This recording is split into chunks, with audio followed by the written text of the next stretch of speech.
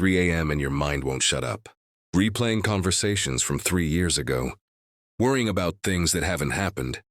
Judging yourself for mistakes nobody else remembers. The ancient Stoics discovered exactly why your mind does this. And more importantly, how to make it stop. Personal story. The sleepless nights. Last year I spent 6 months with chronic insomnia. Not because I had real problems, my life was objectively fine. But my mind treated every small issue like a 5-alarm fire. I'd lie awake replaying an awkward thing I said at lunch, catastrophizing about work projects that were going fine, and judging myself for not falling asleep. The irony was maddening.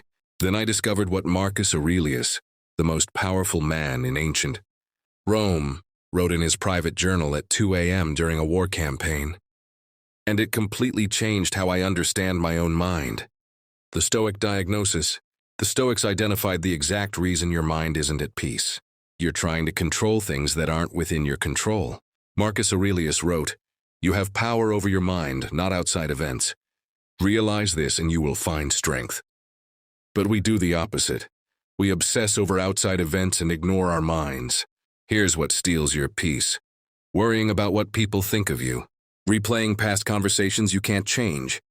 Catastrophizing about futures that haven't happened. Judging yourself against standards you'd never apply to others. Every single one of these thoughts has something in common. You're trying to control something you fundamentally cannot control. The 3 Stoic truths. Truth 1. You're addicted to mental suffering.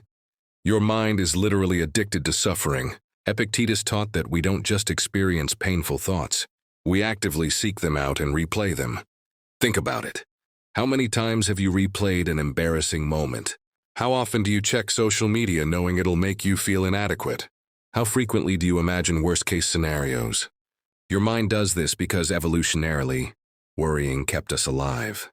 Our ancestors who constantly scanned for threats survived.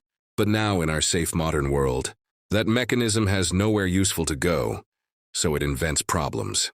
I realized I was addicted to my own anxiety. I'd wake up and immediately start worrying, like my mind needed its morning dose of stress. The first step to peace is recognizing this addiction. Truth 2. You're judging reality instead of accepting it. You suffer because you're constantly judging what is. The Stoics taught that events themselves are neutral.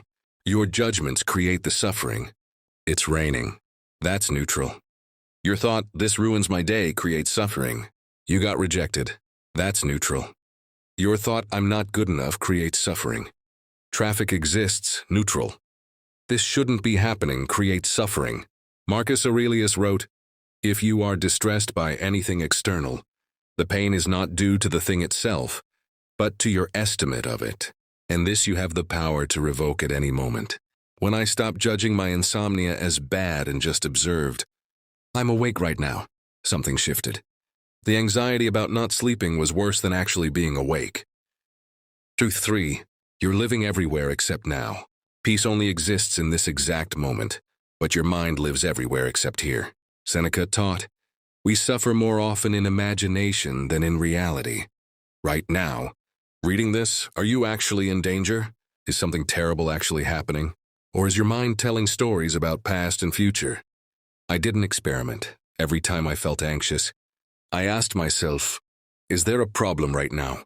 In this exact second? To read of the time, the answer was no. The problem was always in my head about some other time.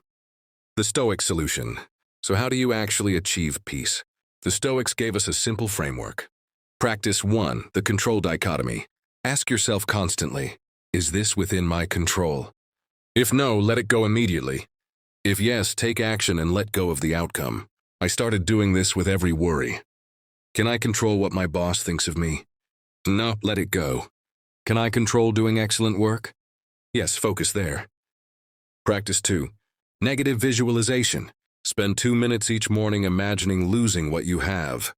It sounds dark, but it creates gratitude for what is. When I visualized losing my health, my apartment, my relationships, suddenly my problems looked absurd. I had peace because I wasn't taking my blessings for granted. Practice 3. The view from above. When anxious, zoom out.